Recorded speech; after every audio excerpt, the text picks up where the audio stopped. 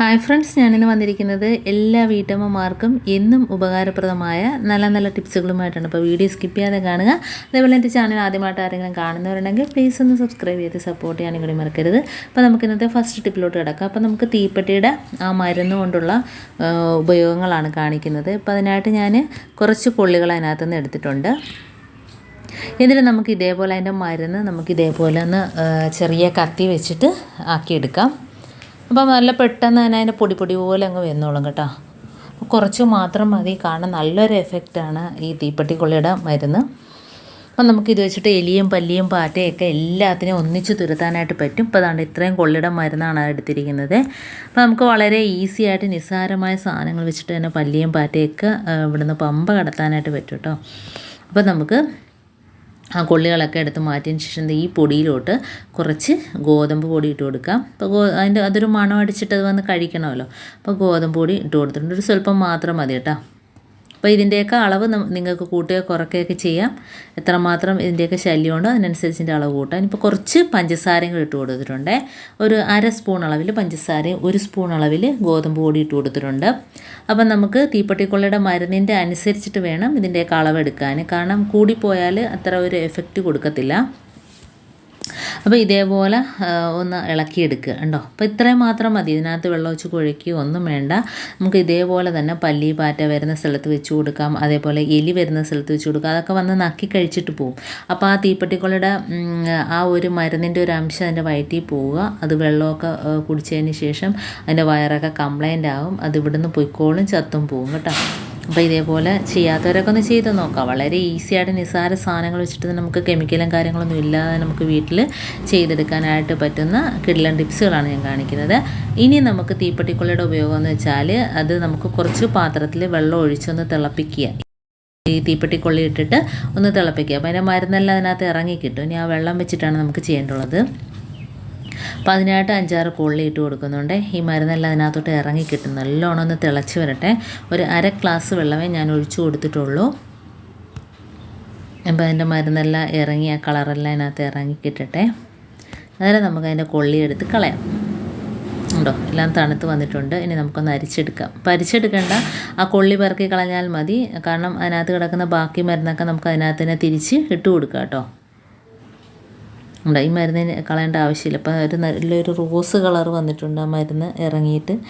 ഇനി നമുക്ക് ഇതിനകത്ത് ചെയ്ത് കൊടുക്കേണ്ടതെന്ന് വെച്ചാൽ ഒരു സ്വല്പം ഗോതമ്പ് പൊടിയൊന്ന് കലക്കി കൊടുക്കുക. കാരണം അതിന് ഒരു ടേസ്റ്റ് കിട്ടണമല്ലോ. അപ്പോൾ അതിനായിട്ട് കുറച്ച് ഗോതമ്പ് പൊടിയൊന്ന് കലക്കി കൊടുക്കുന്നുണ്ട്. അതേപോലെ അതിനൊരു സ്വല്പം പഞ്ചസാരയും കൂടെ അതിനകത്ത് ഇട്ട് കൊടുക്കുക. എന്നിട്ട് നമുക്ക് ഇത് ഇതേപോലെ തന്നെ നമുക്ക് എലിക്ക് പുറത്തു കൊണ്ടൊക്കെ വെച്ച് കൊടുക്കാം കേട്ടോ. എലിക്കാണേലും പല്ലിക്കാണേലും കബോർഡിനകത്തൊക്കെ വെച്ച് കൊടുക്കാതെ നക്കി കുടിച്ചോളും. അപ്പോൾ അതിൻ്റെ മരുന്ന് ഫുൾ അതിൻ്റെ വയറ്റിൽ പോയിട്ട് പ്രശ്നം ഉണ്ടായിക്കോളും കേട്ടോ. അപ്പോൾ അതിൻ്റെ വയറൊക്കെ വീർത്തിട്ട് ഭയങ്കര ഒരു വെപ്രാളമായിരിക്കും. ഇപ്പോൾ സ്വല്പം പഞ്ചസാരയും കൂടി ഇട്ട് കൊടുത്തിട്ടുണ്ട്. കാരണം അത് കുടിച്ച് തീർക്കണമല്ലോ. അപ്പോൾ അതിനായിട്ട് 2 ചേർത്ത് കൊടുത്തിട്ടുണ്ട്. അപ്പോൾ നമുക്ക് വീട്ടിൽ തീപ്പെട്ടിക്കൊള്ളി ഉണ്ടെങ്കിൽ ഇതുപോലെ ഒന്ന് ചെയ്ത് നോക്കാം. നല്ലൊരു എഫക്റ്റാണ്. അപ്പം നമ്മൾ വീട്ടിൽ ചെയ്ത് റിസൾട്ട് കിട്ടുന്നതാണ് നിങ്ങളോട് ഷെയർ ചെയ്യുന്നത്. അപ്പോൾ ഇതേപോലെയൊക്കെ ഒന്ന് ചെയ്ത് നോക്കുക. വളരെ ഈസിയായ ടിപ്സാണ് കാണിക്കുന്നത്. ഇപ്പോൾ നമ്മൾ കിച്ചണിലൊന്നും ഉപയോഗിക്കാത്ത ടിന്നെടുക്കുക. എന്നിട്ട് നമുക്ക് ഗ്യാസ് അടുപ്പിൻ്റെ താഴ്ഭാഗത്തോ മുകൾ ഭാഗത്തോ അതല്ലെങ്കിൽ കബോർഡിൻ്റെ ഭാഗത്തോ എവിടെയൊക്കെയാണോ എലിയും പല്ലിയും പാറ്റയൊക്കെ ശല്യം അവിടെയൊക്കെ വെച്ച് കൊടുക്കുക. അതല്ലെങ്കിൽ മുറ്റത്ത് എലികളൊക്കെ ഉണ്ടെങ്കിൽ വെച്ച് കൊടുക്കുക. അപ്പോൾ അങ്ങനെയൊക്കെ നമുക്ക് എലികളെയും പല്ലിയെയും പാറ്റയൊക്കെ നമുക്ക് തുരത്താനായിട്ട് പറ്റും. ഇനി നമുക്ക് നെക്സ്റ്റ് ടിപ്പിലോട്ട് കിടക്കാം.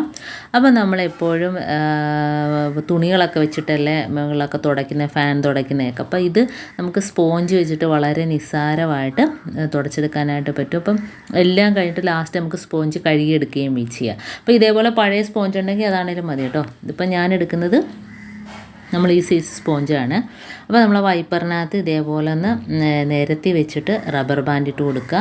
നല്ല രീതിയിൽ അഴുക്കെല്ലാം പോയി കിട്ടും കേട്ടോ. നമ്മുടെ ഫാനിലെ ആണെങ്കിലും അതേപോലെ ചിലന്തി, മറാല എല്ലാം കബോർഡിലേക്ക് ഉള്ള എല്ലാം ഒന്നിച്ച് നമുക്ക് തുടച്ചെടുക്കാനായിട്ട് പറ്റും. ഇനി ഇതേപോലെ തന്നെ തറയെല്ലാം തൂത്തും തുടച്ചു എടുക്കുന്ന രീതിയിൽ നമുക്ക് ഇത് വെച്ച് വടിച്ച് എടുക്കാനായിട്ട് പറ്റും കേട്ടോ. അപ്പോൾ 2 ഉപയോഗങ്ങളാണ് ചെയ്യാൻ പറ്റുന്നത്. കാരണം നമ്മൾ തുടയ്ക്കാതെയൊക്കെ ഇരിക്കുന്ന സമയത്ത് ഇത് വെച്ചിട്ട് നമുക്ക് ഇത് വെച്ചൊന്ന് വലിച്ചാൽ മതി. ഇപ്പോൾ ചവറും വരും, പൊടിയും വരും. അതേപോലെ നമുക്ക് തുടച്ച അതേ രീതിയിൽ തന്നെ തറയൊക്കെ വൃത്തിയായിട്ട് കിടക്കുകയും ചെയ്യും. ഫാനാണെങ്കിലും തുടച്ചെടുക്കാം. ഇതേപോലെ നമുക്ക് നിരത്തി വെച്ചിട്ട് ഇതേപോലെ റബ്ബർ ബാൻഡ് ഇട്ട് കൊടുക്കുക. നല്ല ടൈറ്റായിട്ട് തന്നെ ഇരുന്നോളും, ഒരു പ്രശ്നമില്ല. നമുക്ക് വളരെ ഈസി ആയിട്ട് തന്നെ നമുക്ക് തുടച്ച് തൂത്ത് ഒക്കെ എടുക്കാനായിട്ട് പറ്റും. സ്പോഞ്ച് ആയതുകൊണ്ട് തന്നെ നമുക്ക് കഴുകി നിൽക്കേണ്ട കാര്യമില്ല. ലാസ്റ്റ് എല്ലാം കഴിഞ്ഞതിന് ശേഷം നമുക്ക് കഴുകി ഉണക്കി വൃത്തിയാക്കി സൂക്ഷിക്കാനായിട്ട് പറ്റും. ഇനി ഇതിനകത്ത് നമുക്ക് സ്പ്രേ ചെയ്തിട്ട് നമുക്ക് നല്ലൊരു മണത്തിന് വേണ്ടിയിട്ട് കംഫർട്ടൊക്കെ ഒഴിച്ചിട്ട് സ്പ്രേ ചെയ്യണമെങ്കിൽ ഇതേപോലെ കുറച്ച് വെള്ളത്തിനകത്ത് നമുക്ക് കംഫർട്ട് ഒഴിച്ചതിന് ശേഷം ആ സ്പോഞ്ചിനകത്ത് നമുക്കൊന്ന് സ്പ്രേ ചെയ്ത് കൊടുത്താൽ നല്ലൊരു മണം കിട്ടും കേട്ടോ. വീടാകെ നല്ലൊരു മണമായിരിക്കും. അപ്പോൾ ഇതേപോലെ കുറച്ച് വെള്ളത്തിനകത്ത് ഇതേപോലെ കംഫർട്ട് ഒഴിച്ച് കൊടുത്തിട്ട് നമുക്ക് സ്പ്രേ ചെയ്ത് കൊടുക്കാം. എന്നിട്ട് തുടയ്ക്കുകയാണെങ്കിൽ നല്ലൊരു മണവും കൂടെ കിട്ടും. അപ്പോൾ എല്ലാവരും ഒന്ന് ചെയ്ത് നോക്കാം. വളരെ ഈസി ആയിട്ട് നിസ്സാരമായ സ്പോഞ്ച് വെച്ചിട്ട് നമുക്ക് വീട് ഫുള്ളാകെ വളരെ പെട്ടെന്ന് തന്നെ നമുക്ക് ക്ലീനാക്കി എടുക്കാം. അതേപോലെ തറയാണെങ്കിലും നമുക്ക് തുടച്ച് തൂത്തെടുത്താണൊക്കെ തന്നെ ഇരിക്കും. അപ്പോൾ ഇതേപോലെ ഒന്ന് സ്പ്രേ ചെയ്തിട്ട് ശേഷം ഒന്ന് തുടച്ചെടുക്കുക. ഫാനൊക്കെ ലീഫൊക്കെ നല്ല രീതിയിൽ അഴുക്ക് പോയി കിട്ടും. കാരണം ലീഫിൻ്റെ മുകളിൽ നല്ല രീതിയിൽ അഴുക്ക് കാണും, പൊടിയൊക്കെ നമുക്ക് കാണാൻ പറ്റില്ലല്ലോ. അപ്പോൾ ഈ സ്പോഞ്ച് വെച്ചിട്ട് ഇതേപോലെ തുടയ്ക്കുകയാണെങ്കിൽ ആ മുകൾ ഭാഗത്തുള്ള അഴുക്കെല്ലാം അതിനകത്തോട്ട് പിടിക്കും. അപ്പോൾ ഇടയ്ക്കൊക്കെ ഞാൻ ഇതേപോലെ തുടച്ച് തൂക്കാറുള്ളത് കൊണ്ട് തന്നെ വളരെ വലുതായിട്ട് അഴുക്കൊന്നുമില്ല. അപ്പോൾ ഇതേപോലെ കണ്ടോ, നമുക്ക് മുകളിൽ കയറാതെ താഴെ നിന്നുകൊണ്ട് തന്നെ ഫാൻ്റെ ലൈഫൊക്കെ വൃത്തിയായിട്ട് തുടച്ചെടുക്കാനായിട്ട്. അപ്പോൾ അതിനകത്ത് വെള്ളം നനവോ ഒന്നും തന്നെ പിടിക്കത്തുമില്ല. സ്പോഞ്ച് വെച്ച് തുടയ്ക്കുമ്പോഴത്തേനും നല്ല ക്ലീനായിട്ട് അതിൻ്റെ പൊടിയെല്ലാം ഇങ്ങനെ വരും കേട്ടോ. അപ്പോൾ ഇതേപോലെ തന്നെ നമുക്ക് എ സിയൊക്കെ തുടച്ചെടുക്കാം. എ സിയുടെ മുകൾ ഭാഗമൊക്കെ ഒന്ന് തുടച്ചെടുക്കാം. അതേപോലെ തന്നെ നമ്മളെ കബോർഡ് ഒക്കെ ഇതേപോലെ തന്നെ നമുക്ക് തുടച്ചെടുക്കാം. കണ്ടോ, അഴുക്ക് കണ്ടോ. അപ്പോൾ തറയും ഇതേപോലെ കണ്ടോ തൂത്ത് തുടച്ച കണക്കെ നമുക്ക് കിട്ടും. പൊടിയാണേലും അഴുക്കാണേലും മുടിയൊക്കെ ആണേലൊക്കെ എല്ലാം കട്ടിൻ്റെ അടിയിലൊക്കെ നമുക്ക് തുടച്ചെടുക്കാൻ വളരെ ഈസിയാണ്. അപ്പോൾ വയ്യാത്ത സമയത്തൊക്കെ നമുക്ക് ഇതേപോലെ ചെയ്യുകയാണെങ്കിൽ നമുക്ക് പെട്ടെന്നൊന്നും പൊടി കയറില്ല.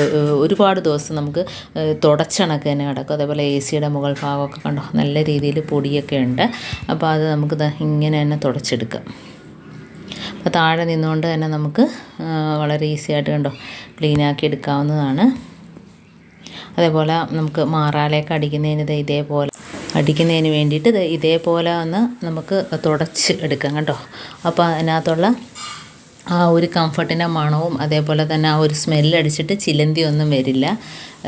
നല്ല രീതിയിൽ ഭിത്തിയെല്ലാം ക്ലീനായിട്ട് കിട്ടും കണ്ടോ. മാറാലയൊന്നും പിടിക്കത്തില്ല. അപ്പോൾ ഇതേപോലെ നമുക്ക് ഷോക്കേഴ്സിൻ്റെ മുകൾ ഭാഗത്തും തുടച്ച് എടുക്കാം കണ്ടോ. അപ്പോൾ ഇന്ന് ഈ കാണിച്ച ടിപ്സിൽ ഏതെങ്കിലും ഒന്ന് യൂസ്ഫുൾ ആയിട്ട് എനിക്ക് തോന്നിയിട്ടുണ്ടെങ്കിൽ ഒന്ന് ലൈക്ക് ചെയ്യാനും കമൻറ്റ് ചെയ്യാനും സബ്സ്ക്രൈബ് ചെയ്യാനും മറക്കരുത്. അതേപോലെ ബെല്ലൈക്കാനും വിളിച്ചാനും മറക്കരുത്. എന്നാൽ മാത്രമേ ഞാനിടുന്ന ഓരോ വീഡിയോസ് നിങ്ങളുടെ മുമ്പിൽ നോട്ടിഫിക്കേഷനായി എത്തുകയുള്ളൂ. അപ്പോൾ ഇനിയും ഇതുപോലുള്ള നല്ല നല്ല ടിപ്സുകളുമായിട്ട് വീണ്ടും കാണാം. അതുവരേക്കും താങ്ക്സ് ഫോർ വാച്ചിങ്.